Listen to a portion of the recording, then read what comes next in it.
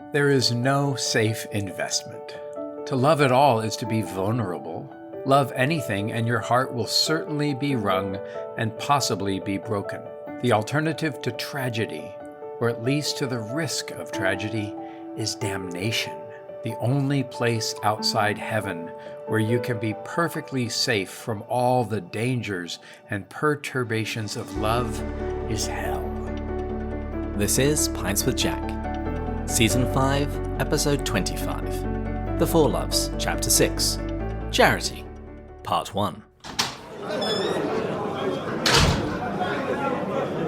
Good morning, everyone. Pints with Jack is your favourite weekly C.S. Lewis podcast where three friends, Andrew, David and Matt, break down and discuss the works of C.S. Lewis.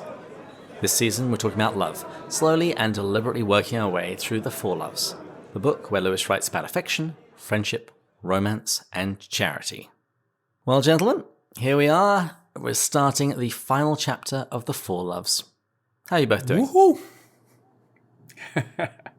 I'm doing well. I'm about to leave tomorrow to go to my in-laws' 50th wedding anniversary. So we're looking forward to some fun there. And it's a bishopy month. I'm taking a class with an Episcopal bishop on medieval mystics. The former presiding bishop is on campus tomorrow night, and I was invited to dinner with him, Bishop Frank Griswold, but we'll be on a plane. And then Archbishop Justin Welby from England will be here at the end of the month, and been invited to dinner with him as well. So it's bishopy. Well, if you ever need to avoid them, just remember, they can only move diagonally. David, that was the top 5 of the entire time. That's right up there with, like, Matt, don't you only speak Greek or something? Yeah. Or isn't everything Greek to you? Oh, great. Well, how have you been, Matt? Well, I leave also Friday for a wedding in Tampa, Florida, and I could not be more excited. It's one of the last college friends to get married, which thus means it will be a massive reunion of all of my closest friends. So I cannot wait for that. And obviously the sunny weather will be nice. But more importantly, David's relentless, no shame pursuit of Sister Miriam James has most likely come to a positive conclusion. I've already talked twice, guys, about the book, Loved as I Am. It's been incredibly transformational. And she has agreed to come onto the podcast. So barring any sort of falling through the cracks, we should be getting this scheduled. And I couldn't be more excited for this. She's just absolutely incredible. And let this be a warning to anybody else who is even thinking about not coming on our show when I really want them to come on our show. I will win. David, there's like Batesian rigidity and Batesian persistence. Like they're both one and the same thing. Well, I love that. Speaking of sisters, I just ordered from the Our Lady of the Mississippi Abbey in Iowa a few of their handmade candies, but it's also one of the sisters there who did that marvelous print of Mary and Eve, Mary consoling Eve. Mm-hmm. So I bought a frame for that and then just ordered the print and ordered some chocolate hazelnut meltaways and some vanilla caramels as well. Send me a link to that, Andrew. I'd love to see that. Absolutely. And David, I got to say... And send me the candies. Keep holding your breath for that, boys. David, I when you forwarded me the email to connect me with her, I saw your original email and clicked on, because David put in the email, Matt was raving about you on an episode. And so he put a link strategically to the exact spot of the YouTube video where I'm raving about her. Smart idea. But then when he pulled it up, I'm like, why didn't he use the most recent one? Because in the first one, I made a joke that our Pints podcast was better than Pints with Aquinas. And I was a little mortified to hear that because she's very, very close friends with Matt Fradd. I'm like, uh-oh. Hopefully that doesn't make its way back to him. Yeah. You're doing the interview. Let's keep you on your toes. It keeps me humble. I'm never going to make that comment again. David, what about you? Well, I don't really have any personal updates, but I do have a few bits and pieces related to the podcast. Well, I suppose the first one is personal. I just received in the mail my copy of The Medieval Mind of C.S. Lewis. It's by Jason Baxter. So I'm really looking forward to getting myself a nice cup of tea, sitting on the couch and reading that this weekend. Oh, I wonder if that'll be related to the gentleman that I Chris interviewed. Armstrong's? Yeah, Chris Armstrong. At least, I mean, a little bit different, but still that medieval period of Lewis. Yeah, I think it's exploring similar sorts of material, but just from a slightly different angle. And what else? Oh, yeah, since we're nearing the end of the Four Loves now, I can't believe we're nearly there, I've begun all of the interviews for our various speciality months, which we're going to be having in the latter portion of this season. So that's the Apologetics month, where we're going to be speaking to different apologists about Lewis's favorite apologetic arguments. I'm excited for that one. And also Poetry month, where we'll be looking at Lewis's often overlooked poetry. I'm not as excited for that one. Although you like what do you think of the poem that I read before we started, Matt? It didn't rhyme. You know, for my not love of poetry, I enjoyed it. So that means it was above and beyond the normal ones. Whatever Matt might consider a normal poem remains to be seen.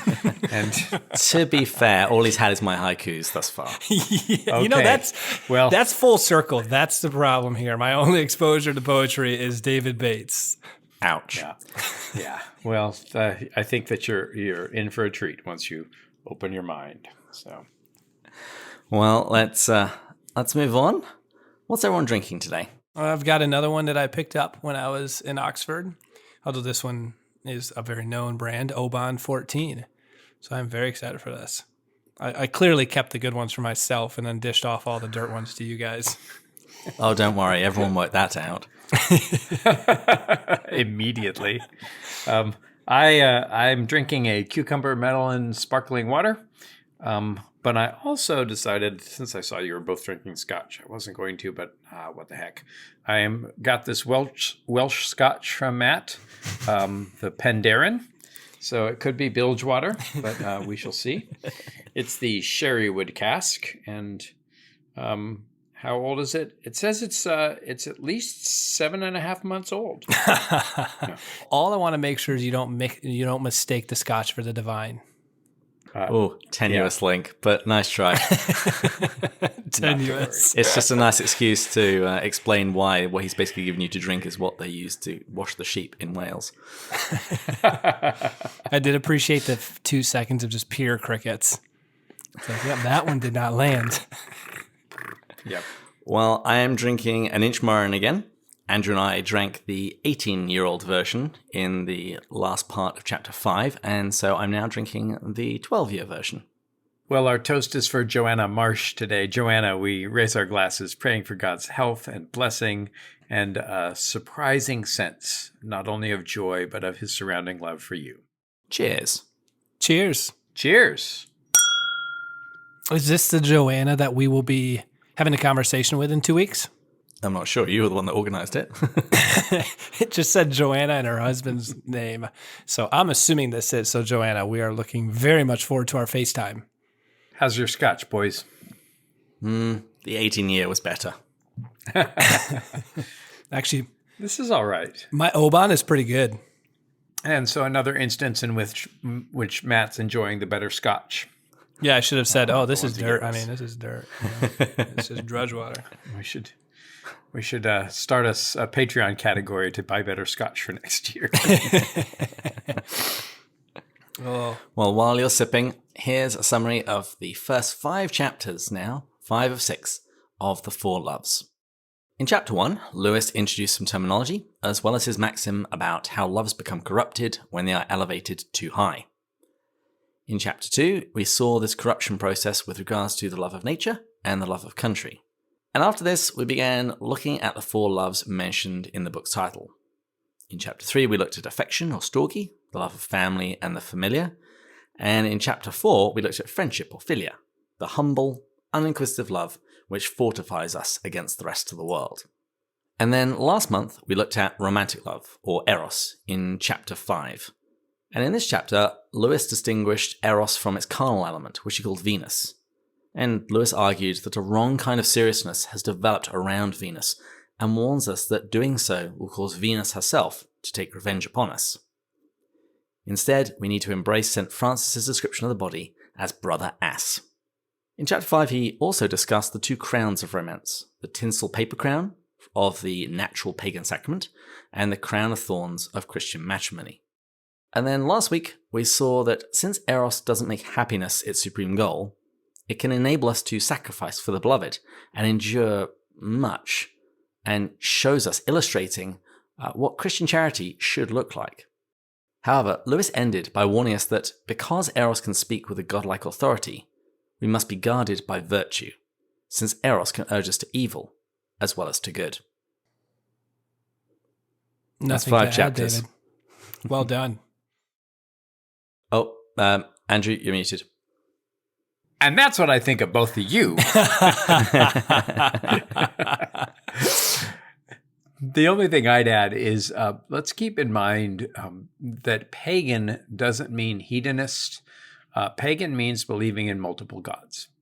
And Lewis considered himself, perhaps jokingly, but with some seriousness, I think, a converted pagan in a land of apostate Puritans, which means that he enjoyed mythology and he enjoyed the ideas of the gods. And the gods, as Michael Ward has pointed out in Planet Narnia, the gods really serve a wonderful purpose as long as they submit to Christ. If they don't, they of course become dangerous. And so paganism is not the enemy of Christianity, but in many ways a precursor or a distraction from. There's a famous Norse myth when Christianity came to Iceland in about 1000 AD. There were some writers who were talking about this kind of cage match between Thor and Christ, and who would win in a fight between Thor and Christ. So these are these gods who finally are able to subsist or subside or take their proper place once they are in part of the divine economy. So, let's begin chapter 6. Here's my 100-word summary for the first part we're going to look at today. The natural loves are not self-sufficient, but require Christian virtue, much in the same way that a garden requires gardening. The natural loves can be rivals to the love of God. Jack says he's avoided this question until now because A, he doesn't think it's where most of us need to begin, and B, it's not necessarily needed in order to see the limits of the natural loves. Lewis says that St. Augustine taught that it was best to only love God, as he was the only sure foundation. But Lewis rejects this, calling us not to love less, but to love rightly. And with that, let's start chapter 6. Lewis begins by telling a story which Andrew alluded to actually at the end of the Eros chapter. William Morris, he writes his poem called Love is Enough, and some snarky critic reviewed it by saying it isn't. And this is the point that Lewis has really been trying to make throughout this book. It's the thing that Matt has come back to almost every time when we've been talking about the summaries, namely that the natural loves are not self-sufficient. And of course, this begs the question, if they're not self-sufficient, what else is needed? And Lewis gives the answer by saying that it was at first vaguely described as decency and common sense, but later revealed as goodness, and finally as the whole Christian life in one particular relation. And while this might sound like he's denigrating the natural loves, Lewis doesn't think so, and he explains using the analogy of the garden. But before we get to the analogy of the garden, what does he mean when he says the whole Christian life in one particular relation? What's that relation? I'll first start by saying every single book, and you've already somewhat alluded to this, but just to reiterate it because I just think it's so important. Every single book, I always try to find what's the one thing it's not even what's the central theme. It's more like, what am I getting most out of this? Now, a lot of times that tends to overlap with the central theme because that's what he's hitting home so much. And this to me was what that was. The natural loves without the divine loves are in trouble. And so I've been asking this whole time and been wondering, which I'm excited for us to have a conversation here.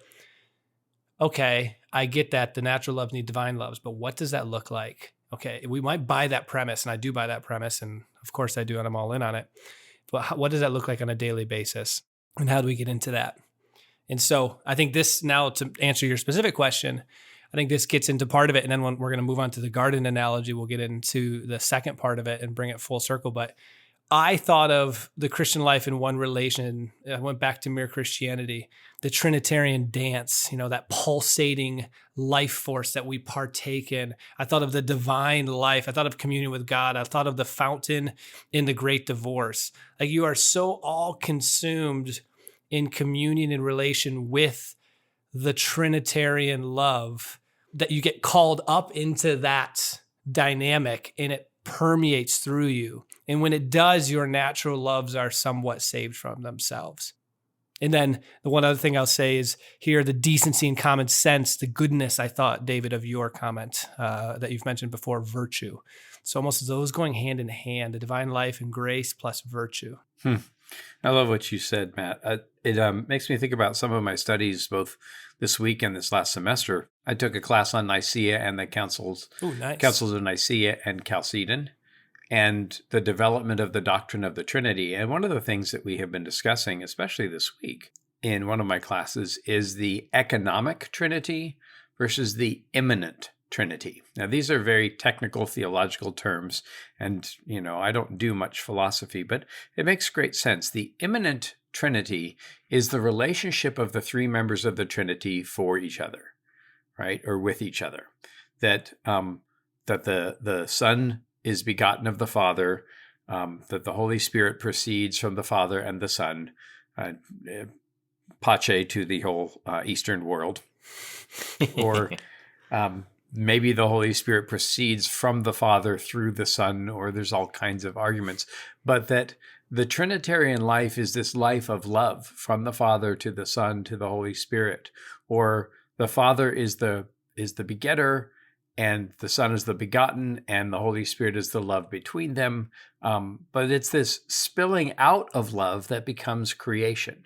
So the economic Trinity is the way the three members of the Trinity, it's salvation history, that God loved God so much that God's love overflows into creating and then redeeming and ultimately restoring all of creation. And so I think that that the whole Christian life is in one particular relation, and that relation is the relation that we have to get right. It's our relation towards God, or the acknowledgement of God's relationship of love towards us.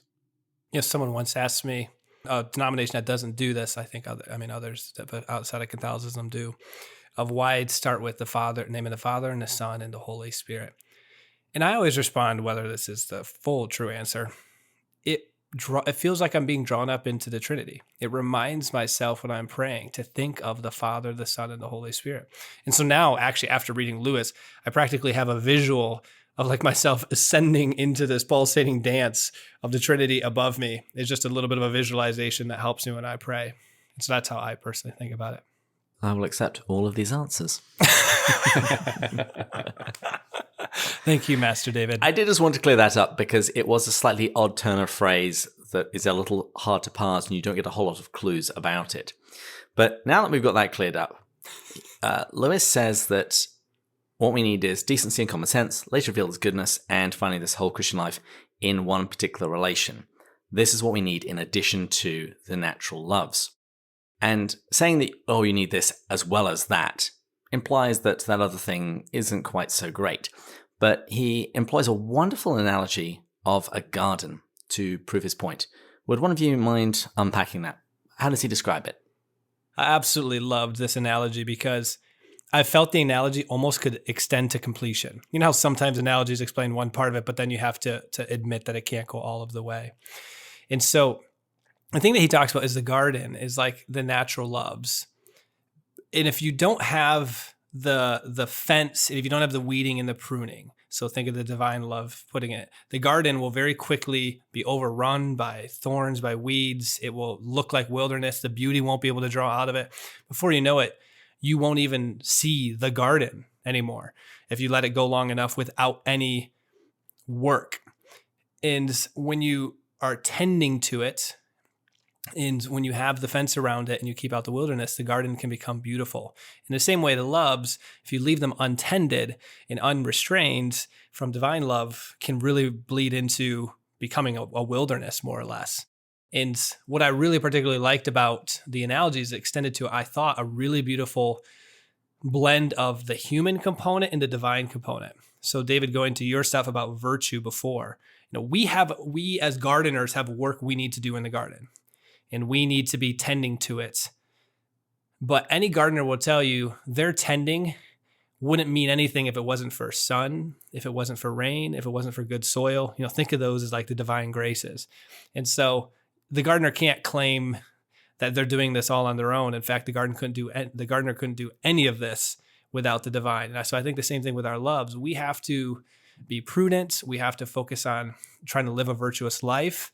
We do need some effort to be put into maintaining the loves, the natural loves, so they become beautiful. But at no point can we claim like it's our doing without the divine graces of our Heavenly Father, without that Trinitarian dance. And so I feel like it extends beautifully to that blend between our effort and God's grace. Which reminds me of a poem by Shakespeare. I could see your face like really excited for the last 30, 45 seconds. So Sonnet 94, and I think that Lewis even quotes it somewhere in here. I probably know the book well enough that I keep anticipating these phrases and thinking that they're original and that I'm smart. And it's just me imperfectly remembering the pace of Lewis's brilliance. But Sonnet 94, the last quatrain and the concluding couplet says this: "The summer's flower is to the summer sweet, though to itself it only live and die. But if that flower with base infection meet, the basest weed outbraves his dignity. For sweetest things turn sourest by their deeds. Lilies that fester smell far worse than weeds." So he said a flower that's infected is not nearly as good and glorious as a weed that is thriving. And so what we need to do is keep our loves from the infection, and tend to them so that they will take their proper place.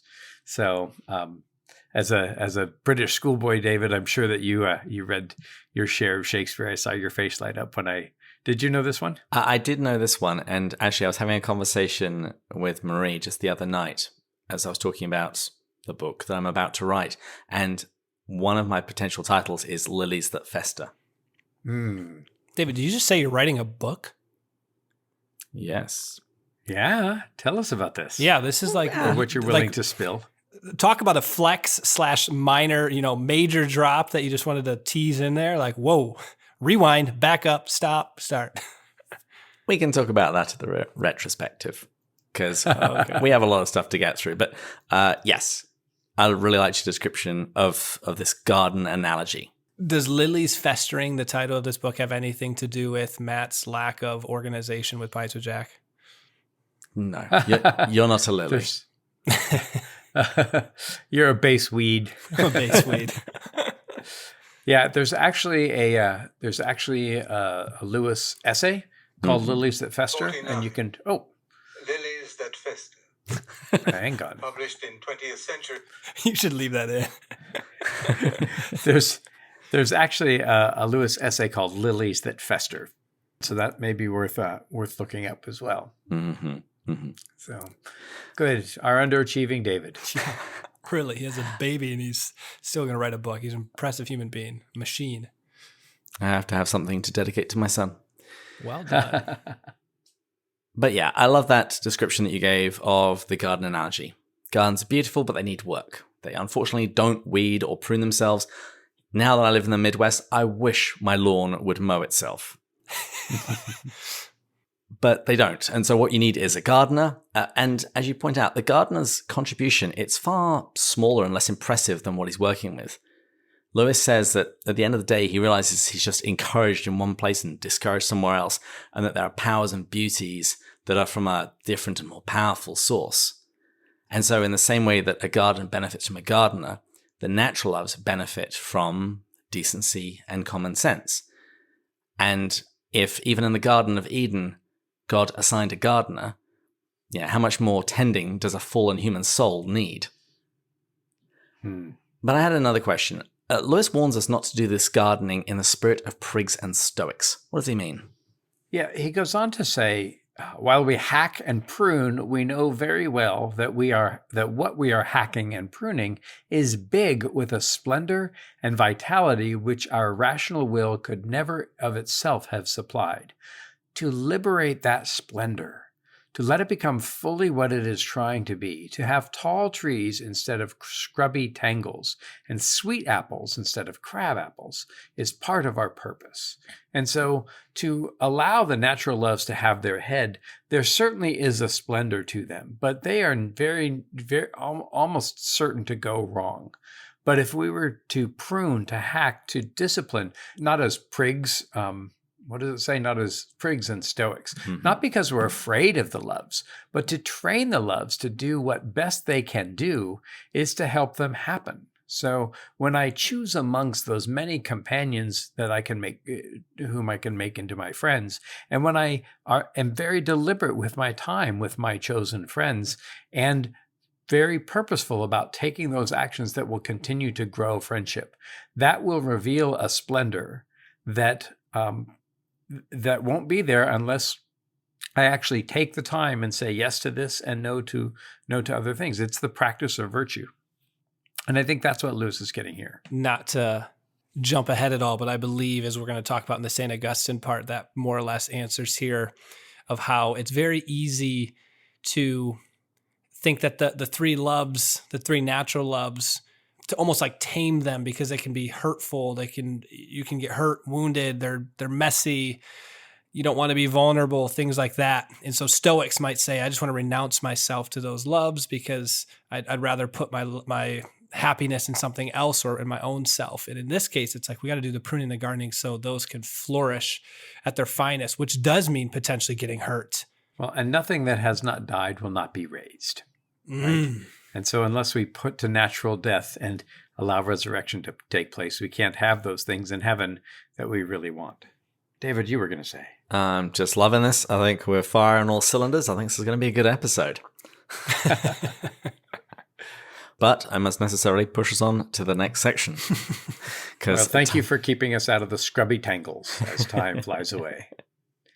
Well, in this next section, Lewis says that it's now finally time to address the issue which he's been avoiding, how natural loves can be rivals to the love of God.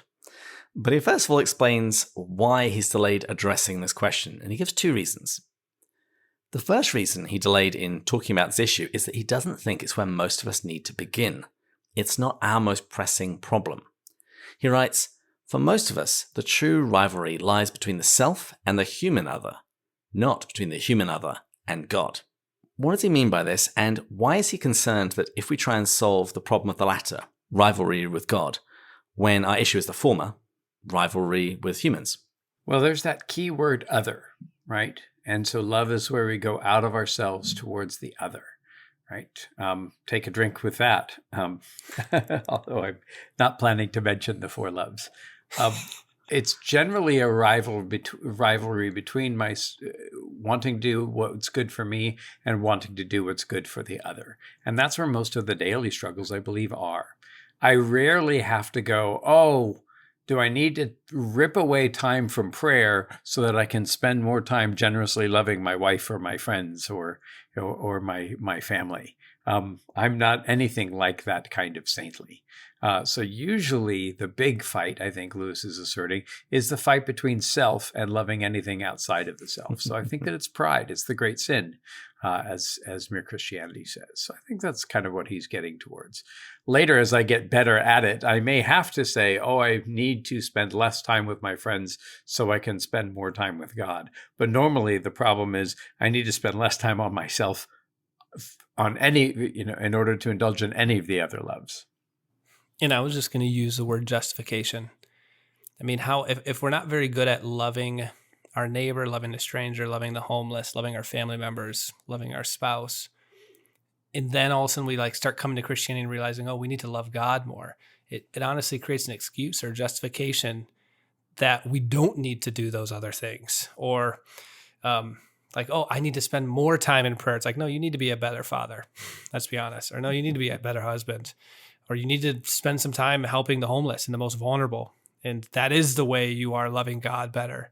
But I think it's easy to confuse those. Yeah, it's just an easy justification to be horrible. And I think this mistake of thinking that we are more spiritual than we are goes a long way to explaining an awful lot of terrible Christian behavior. It explains every nasty church secretary you've ever met. It explains the Pharisees. In particular, when I was reading this, I was thinking of the Korban rule, which we read about in the New Testament, where Jesus criticizes those who declare all of their money, all of their wealth, Korban, which means it's dedicated to God, at the expense of looking after their mother and their father, which is one of the Ten Commandments. Well, on the other hand, Jesus also says, unless you hate your father and mother, you cannot come after me. And so actually this morning during Bible study, I do an online Bible study with some guys in Florida. And this morning I had the chance to look up the Greek word for hate, and it means to esteem less or to love less. I'm going to ask you to put a pin in that because we're going to be dealing with that in next episode. Because Lewis speaks specifically about Jesus' command to hate mother and father. And what does that mean? So I want you to write down the Greek. I want you to pronounce it flawlessly for us. But we will get to that next time. All right. Well, love God as much as you can. And everything else let everything else take its proper place. How about that for now? I like it. So the first reason he delayed addressing this question is he thinks this isn't where our chief problem lies. This is not our main difficulty, loving God more than loving other people more than God. We're just more selfish. We love ourselves more than we love other people. But what's the second reason? He says that the claim to divinity which our loves so easily make can be refuted without going so far. The loves prove that they are untrustworthy to take the place of God by the fact that they cannot even remain themselves and do what they promise without God's help. What do you make of this? I'm not sure I'm right on this, but I think there's some truth in what I'm about to say, and hopefully you guys can correct me and come to it. This was slightly confusing, if I'm gonna be honest. But how I thought about this is calling it a rivalry isn't exactly accurate because there is really only a rivalry that happens or a conflict that happens when they are in unison. Interestingly enough, like when the natural love is infused with the divine, only then is the natural love actually at its most beautiful, and only then is it potentially to be confused with the divine. Like if there is no natural love infused with the divine, that natural love is going to become demonic and therefore not going to be confused with the divine. I mean, a demonic love is not going to be confused with the divine. So I kind of thought it was sort of a paradox. I think he used the word paradox. So that's how I thought about it, that the rivalry doesn't exactly exist because you can't have the rivalry without the divine in the first place. Well, and I also find an echo from Mere Christianity, where Lewis says, now God designed the human machine to run on himself.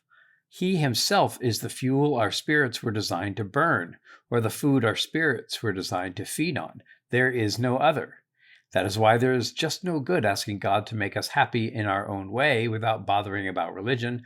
God cannot give us a happiness and peace apart from himself because it is not there. There is no such thing, right? And so the natural loves have to resolve into divine love because that's what they were created. They were created to run on God and run on the fuel of God's love, just like we were created to run on God. The natural loves only take their proper place when they look towards the one that supports and supplies them. And when they don't, that's when they become corrupted and we see all of the horribleness of people like Mrs. Fidget. And I think that's the point that he's trying to make, that the limits of natural love can be seen without having to appeal to a higher love. The analogy he gives is great. He gives the example of a regional king who claims that he's the emperor. But you don't even really need to seriously entertain that idea when it's clear that this man can't even retain his regional rule without the real emperor's support. And so, in the same way, the natural loves will fail to fulfill their grander claims unless they are aided by something else. And he actually uses this analogy as a model to describe the interaction between the natural loves and divine loves. He says, for when God rules the human heart, though he may sometimes have to remove certain of its native authorities altogether, he often continues others in their offices, and by subjecting their authority to his, gives it for the first time a firm basis. And this is where he quotes Ralph Waldo Emerson. It's a quotation we've mentioned quite a few times over the course of this season. Andrew, what is this quotation, and what does Lewis think is wrong with it?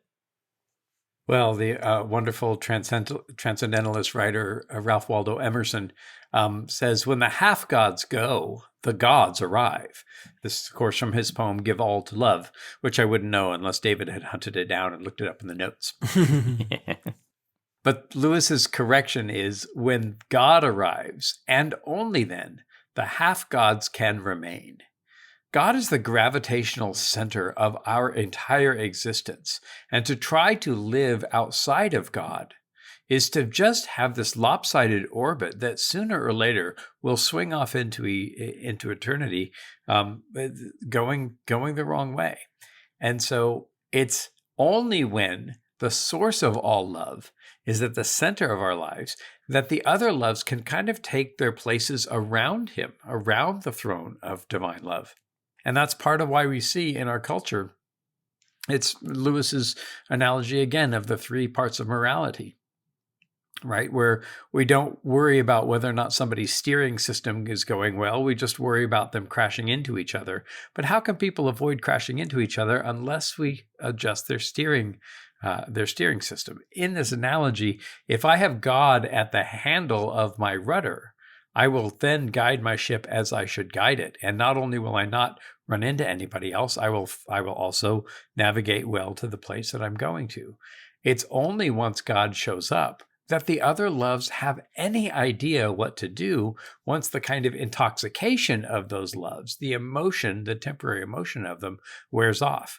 Once the giddy of romantic love and sexual expression and all of that wears off, people have to get down to the bare bones business of just loving because they decided to. I think often of Brad Pitt and Jennifer Aniston, two unarguably beautiful people who got divorced. Well, at some point, whatever attraction was working with them stopped working, evidently. And it will happen to anybody, no matter how gorgeous or not that you are. Once the natural loves cease chugging along on their own steam, they need something else, someone else to support them and to refresh them. And that's, I think, what Lewis is trying to get at here. I knew when you invited me on, you were hoping for more Brad Pitt analogies, weren't you? So the natural loves need to be kept in their place and not compete with God. There is one way of ensuring this doesn't happen, ensuring that there's no competition with the love of God, but it's a way that Lewis says he has to reject. And he says that he does this with trembling. Quote, "For it met me in the pages of a great saint and a great thinker to whom my own glad debts are incalculable." And the person he's referring to here is St. Augustine of Hippo, the 4th and 5th century bishop and early church father. He's known for the Confessions and the City of God. Those are his two primary works that people might have read. Do you know what I love about that? I've never read, obviously I have read this statement before years ago, but forgot about it.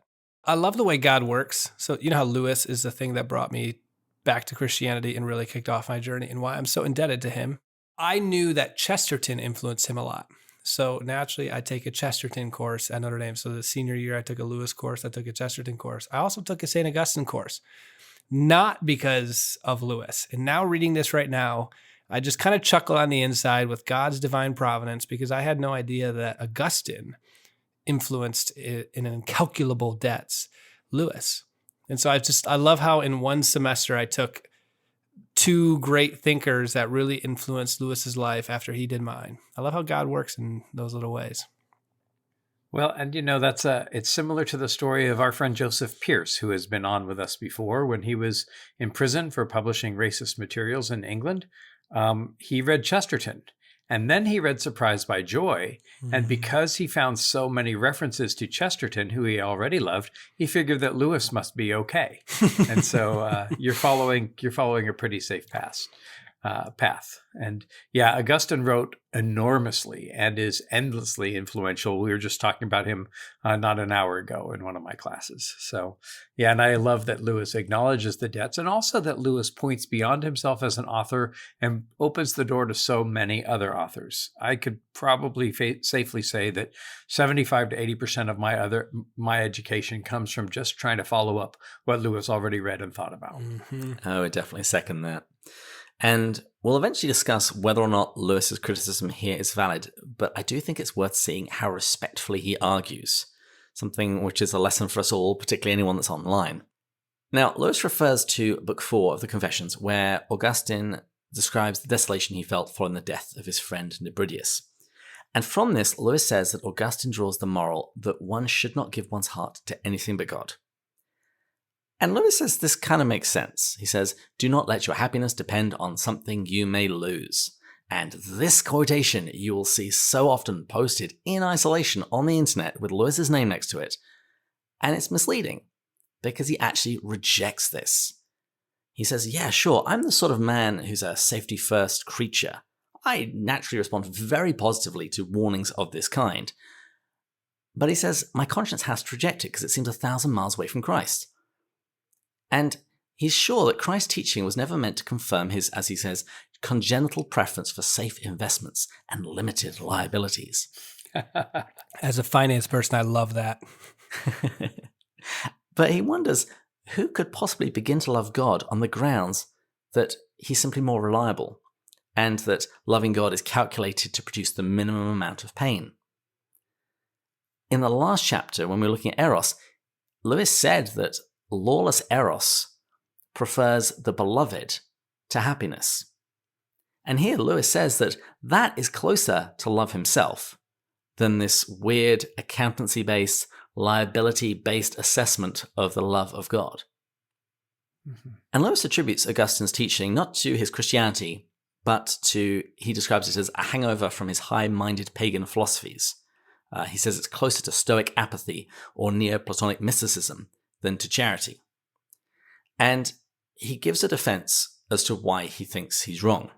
What biblical evidence does Lewis give in an attempt to try and show that Augustine was wrong? You know, Lewis called himself a safety-first man. I think these are in the recordings. He says he preferred gilt-edged securities. Matt, you'll like that. He also said as a child, although he preferred chocolate. By the way, gilt, so people know, doesn't mean like guilty. Gilt like gold, yes. Gold-edged securities, yes. Yep. Tell us about toffees. As a schoolboy, he said, although I preferred chocolate, I always bought toffee because they lasted longer. And this may have something to do with his mother's death and the other deaths early in his life. But part of that is, I think, I don't think he could have written this passage until Joy Davidman called him my great Antarctica, my newfound land of woman-killing frost. I think she reached behind the iceberg of Lewis, who was frozen in, to some degree, his fear of emotion. Mm-hmm. His father was too emotional in his grief, and he had been touched by grief. And so I think that the Four Loves is him kind of coming to terms, or at least beginning to come to terms with the idea of emotion. And he draws this. He says, we follow one who wept over Jerusalem and at the grave of Lazarus, and loving all, yet had one disciple whom in a special sense he loved. You know, Jesus wept, even though he knew that 5 minutes later, Lazarus would come forth from the grave. And so in following Christ, Lewis has to abandon his self-preservation. And so do we. Yeah, he appeals to Jesus. And he also appeals to St. Paul. And he gives the example that we read about in his epistle to the Philippians, because the church in Philippi had sent him a gift at the hand of one of their own called Epaphroditus. And we read in Paul's epistle that Epaphroditus became very sick and nearly died. And Lewis says that St. Paul doesn't anywhere suggest that if Epaphroditus had died, that St. Paul shouldn't have wept because of this death. And Lewis just doesn't think that the love of God is meant to keep us free from heartbreak. And he doesn't think that's going to happen. And he notes that Christ loved the Father, but yet he cried, "Why hast thou forsaken me?" And I'd also add that Jesus told the people that wanted to follow him that if they did want to do that, they needed to take up their crosses daily. And here we come to my favorite section of this entire book. And our quote of the week is buried in here. And I love this section so much, I'm just going to read all of it. Good. Before David reads this, Andrew, I want you to know that if there's ever a very long section you want to read, you can say, I love this so much. It's my favorite section of the book. And then David can't do anything. I'm okay Well, with it. no, I'll just make sure that it's covered in the notes. And we know that Andrew likes reading the long sections in the quote of the week and creating issues for our audio engineer, trying to extend the music longer. I did well this time, didn't I? You did not? wonderfay, Andrew. So I chopped it down, but I was praying we'd get it all. Yeah. So Andrew, I was slightly chuckling because I had the Google Drive or the Google Doc up 10 minutes before the episode, and I saw you in there editing the quote of the week. And I almost sent you a text saying, this is probably the one quote of the week you don't have to edit down because it's David's favorite quote in the entire book. He'll probably let you get away with the entire paragraph. Well, I've come to trust the Batesian flexibility in order to quote the whole of the text during the course of the interview. But I love our engineer and would do anything to make Taylor's life easier. Well, I'll tell you what, let's experience a little bit of Batesian grace. Andrew, will you please read the section that is in the notes? Even if it were granted that insurances against heartbreak were our highest wisdom, does God himself offer them? Apparently not. Christ comes at last to say, "Why hast thou forsaken me?" There is no escape along the lines St. Augustine suggests, nor any other lines. There is no safe investment. To love at all is to be vulnerable. Love anything, and your heart will certainly be wrung and possibly be broken. If you want to make sure of keeping it intact, you must give your heart to no one, not even to an animal. Wrap it carefully round with hobbies and little luxuries. Avoid all entanglements. Lock it up safe in the casket or coffin of your selfishness. But in that casket, safe, dark, motionless, airless, it will change. It will not be broken. It will become unbreakable, impenetrable, irredeemable. The alternative to tragedy, or at least to the risk of tragedy, is damnation. The only place outside heaven where you can be perfectly safe from all the dangers and perturbations of love is hell. That was incredible, Andrew. I could have read it better. Go for it. Do it. I full-heartedly disagree. That was phenomenal, Andrew. Well done, my friend. David, you would have done a beautiful job, but that was so good. Well, there's a couple of things to mention here. Guys, grab your scotch. Ooh, I got it. I finished my first glass. I'm on my second glass right now, so take it easy on me, Andrew. When Orwell hides herself away and queens herself, she tucks herself away. She is creating this casket, this safe, dark, motionless, airless casket. And she becomes unbreakable, impenetrable, irredeemable. But still, even like the dwarfs, she will not be taken in. But somehow love reaches her. I would also recommend, and I put the link in the chat, and maybe we can include it somewhere in the show notes. Phil Keggy did a marvelous song where he quotes this very passage in a song called Chalice. And it's this stunning song about the grace of God and what love can do, and in redeeming that safety that we try to make of our own hearts. And when we get to the retrospective, I will absolutely read a section out of the Confessions where St. Augustine speaks about how God broke into his life. Because I now hear it anywhere, wherever Lewis is talking about love. Well, the whole time you were reading that, Andrew, I was just thinking about a recent conversation with my mother where she told me my greatest struggle in life is lack of vulnerability. I said, thanks, Mom. I appreciate that. The word vulnerability means, it comes from the Latin word vulnere, which means wound. And so vulnerability is the ability to be wounded. And insofar as you want to pursue this as a virtue as well, it's to follow the path of Christ. It's to follow the one who's by whose stripes we are healed, because he came vulnerable as a little baby in a manger, and vulnerable in his life, and then finally woundable. And it's by those very wounds that we are healed. In the same way, and I say this at 56 years with my full share of grace and brokenness behind me, in that same way, the woundedness that we experience, especially in the loves, that woundedness offered to God will turn into these places where light can breathe through. It can become luminous and gold-edged. And those wounds that we offer to Christ not only fill up the sufferings of Christ and are purposeful, but they will be the places where the jewels of our lives take their place when we see them by heaven. So I'm not saying go out and get hurt and look to get hurt. But when you face these pains, continue to be vulnerable, because he too was naked and beaten and bruised on our behalf. And those wounds are the stripes that healed us. And St. Augustine said that in heaven, the wounds of the martyrs are glorified. Holy cow, guys. All right. I mean, that was my 1, 2. That was my 1. Here's my 2. We shall draw nearer to God, not by trying to avoid sufferings inherent in all our loves, but by accepting them and offering them to him, throwing away all defensive armor. If our hearts need to be broken, and if he chooses this as the way in which they should break, so be it. Wow. I was making a joke about my mother's comment. I thought you guys would laugh. I didn't expect that.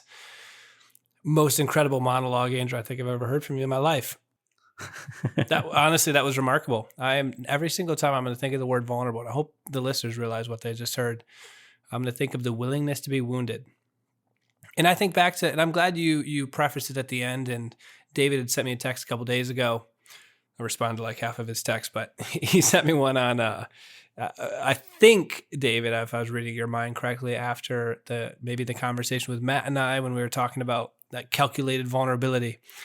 And there's like the willingness to be wounded doesn't mean allowing yourself to be wounded by everyone. There's a calculatedness to it. There's understanding the right circumstances, but you do need to be willing to be wounded to some degree. And I love that. I've never heard that, Andrew, in my life, by the way. So you just probably changed the way I think about that word forever. And Brene Brown has already made me think about vulnerability differently. So thank you for that. There's a power in that. And it's part of the Sermon on the Mount. It's part of turning the other cheek to get slapped again, or to have your coat taken and your cloak as well. You know, the practical application for me for many years was as a high school teacher, when I suspected a student was cheating, or I knew they were cheating but couldn't prove it. And I would call them in and say, I think that, you know, by offering you this extension or by accepting this excuse for why your homework isn't done or whatever, I said, I don't necessarily believe you, but I'm willing to let myself be taken advantage of by you, because that's what grace does. Even though I'm 40 years older than you and smarter than you by 1.5 feet, I am willing to let myself be taken advantage of, because that's the way of the cross, right? It's the way of falling down and dying, but that's the only way to get out of this world alive. Probably my greatest weakness is I will never let myself be taken advantage of. And that is a bad thing. I don't say that with pride. I protect Wait myself. till you have kids. I know. Oof. Yeah. It's probably why I'm still single. Well, and I'm not advocating codependency. I'm not advocating bad self-care. I'm not advocating letting yourself become a doormat. You know, certainly please don't hear that. But there are times where we have to take our pride in hand and just set it aside and let it be mortified, and allow people the possibility of wounding us so that Christ can heal those wounds and raise everything from the dead. Nothing that has not died will ever be raised from the dead. Now, next week, we're going to look a little bit more into where Andrew wanted to run off and talk about loving and hating, and what does it mean to have inordinate love. But that's next week. So just to wrap up today's episode, we haven't actually answered the question, was Lewis right? Is this actually what Augustine was saying? And there are some reasons to think that he actually misunderstands Augustine. For a start, he actually mixes up a couple of incidents in the Confessions. But rather than going into that now, if you would like to learn more about this, go and look at Season 3, Episode 30, where I interviewed Dr. Jason Lapoyavi, and we discuss this disagreement with St. Augustine. And in the show notes, I'll also put a link to a video and a paper which he wrote on this subject. And also, this week I should be recording a Skype session with a teacher from Thomas Aquinas College, who also wrote a paper about this dispute between Lewis and Augustine. But that is all in the future, and I hear the sound of the last call from the landlord. He's telling us that we don't have to go home, but we can't stay here. I want to clarify that a landlord in England means a pub keeper. A landlord here means somebody who's charging you rent. And so the last call from the landlord is simply saying, please, can I pour you another pint of beer before we have to go? Yes, the governor is telling us that we've got to get out. And we'd just like to thank you all for your support, particularly our top tier Patreon supporters, Thomas, Deborah, Anony Mouse, Bill and Joanna, Snort, Bud, Shane, John, Kevin, Brian K, Paul, Kimberly, Gillis, Gary, Stephen, Matt, Kelly, Chris, John, James, Kate, Peter, David, and Rowdy. So please join us next time when we'll be going further up And further in. Cheers. Cheers. Cheers. Ooh, that was loud. Well done, Andrew.